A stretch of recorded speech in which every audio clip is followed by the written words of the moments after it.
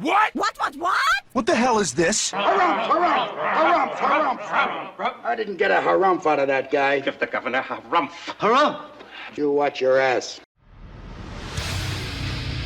I see you shiver with anticipation. Let the show begin. Hey everybody, this is David Heretic coming at you with another edition of Reactions, Reviews, and Rants. And tonight, okay, making his debut on the channel tonight, we have Devin Williams. Yes, indeed. How about that? Devin Williams making his debut on the channel. Before we go any further, for those of you who are feeling inclined to doing all of the clicks and the likes and the bibbidi-bibbidi-bob, do me a favor, before you do all that stuff, please watch the whole video first, okay? Give me a chance to actually earn those clicks and likes. Now, after the video's done, if you still feel like doing all those clicks and likes, then by all means, feel free to click away. This comes as a request from Sean Summers, and Sean wanted to see me react to this song by Devin Williams called Overload. Now, have I heard the song before? No, I have not. At least I very seriously doubt it. There is a Soilworks song called Overload, but I don't think Devin Williams is covering that. So I very seriously doubt I've heard this song before. However, having said that, there is always a very slight chance that he is covering that Soilworks song, at which point I have heard it, but I very seriously doubt it. But as always, if I start listening to the song and I suddenly go, you have got to be kidding me, he's covering Soilwork, I don't believe it, I'll let you know. That's the truth. You know me, I'm gonna be honest with you guys. This was posted by Devin Williams, okay? And the video has 74,000 views. It'll get you there. Other than that, there's really nothing else left to say. Link to the original video will be down below in the video description for your viewing pleasure at your leisure. Let's get started. What do you say? Are you ready? Are you ready? Because here we go. All right, here we go. Devin Williams, Overload, official video. Wah, wah, wah. Damn it! Yeah, there we are. Official video. Coming off of his official page. Look, you know what I'm going to say, so I'm not going to say it. Let's just, wait and see what happens and hope for the best. All right, let's do this. All right, boy, let's do this.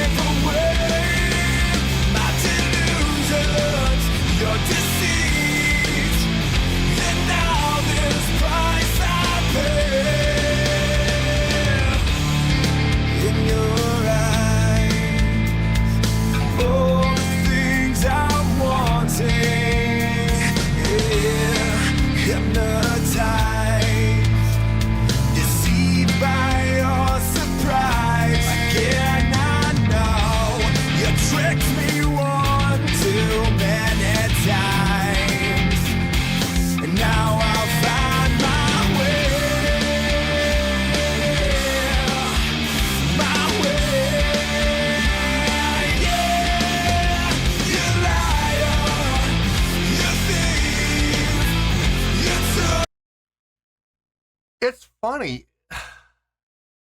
The chordal progression is very similar between the verse and the pre-chorus and the chorus. It's all revolving around the root to the 5 to the minor 3. There are some differences. In the verse, it's root to the 5 to the minor 3 to the minor 2, the flat 2.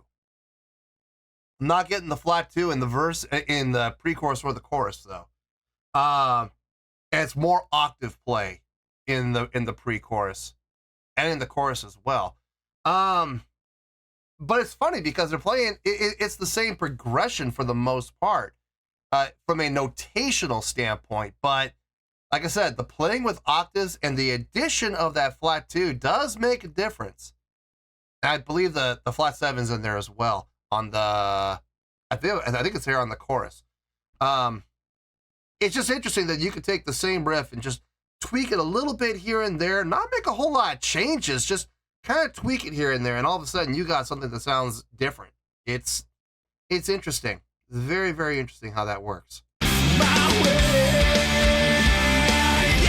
was right, flat 7. 3 chords. 5,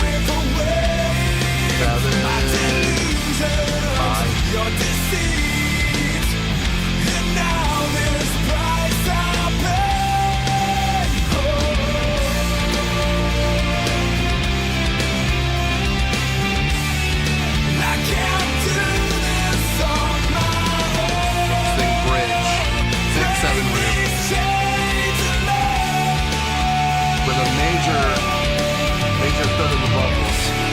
I can't break these chains alone. With everything inside and all the things I've tried to forget you, I'm praying for release. You liar, you thief, you took my life away, my delusions, your deceit, and now this price I pay. You liar, you thief, you took my life away, my delusions, your deceit, and now this price I pay.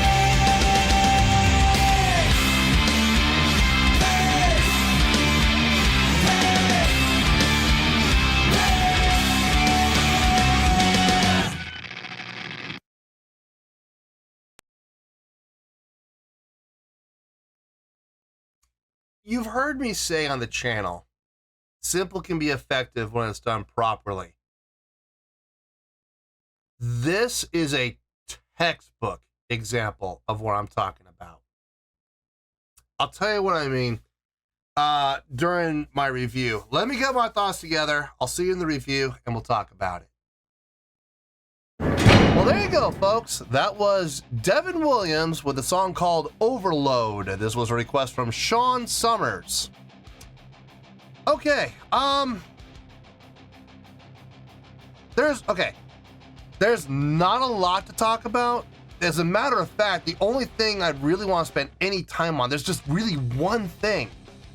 But that one thing is one of the major reasons that we have the score that we've got. So I am going to spend some time on that one thing for sure. So what I'm going to do here is I'm going to talk about everything else, and then we'll talk about that one thing to kind of explain how we got the score we got. Speaking of that score, on a scale of 1 to 10, I'm going to give that a 7.6. Yeah, 7.6. I feel good about that score. Let me tell you why. Why? Okay, first things first, a 7.6. What does that mean? Well, a 7.6 would equate out to a really good scale rating, so believe it or not, I think this is a really good song. We're gonna talk about it, I promise.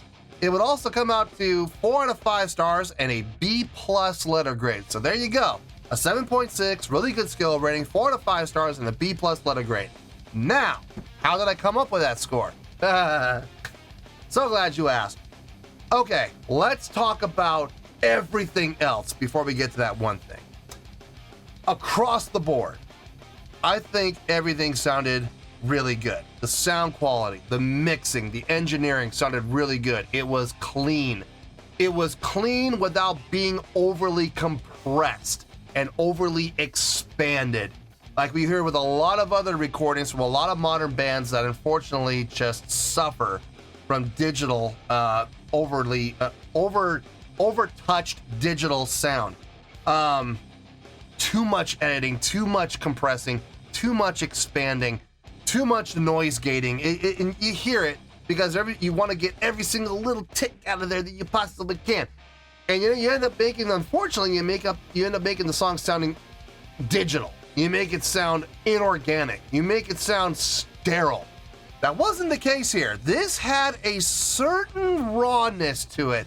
I mean, it wasn't completely raw like a recording you would hear back from the 60s and 70s, but you had some rawness to it. You heard a little bit of grit there, and I like that. I personally like that. It still sounded clean, it still sounded tight, but it didn't sound digital. It sounded real, and I will absolutely take that any day of the week over super digitized sterile sound. I just can't stand that. On top of that, musicianship, solid. It was solid. I didn't hear anything that sounded bad. I didn't hear anything that sounded out of place. I didn't hear anything that sounded sloppy. Drumming was tight, sounded really good. It wasn't super impressive, but it still sounded tight, and it sounded solid, and it fit the context of the song. And isn't that a little more important? I think so. The bass playing, I love that bass tone.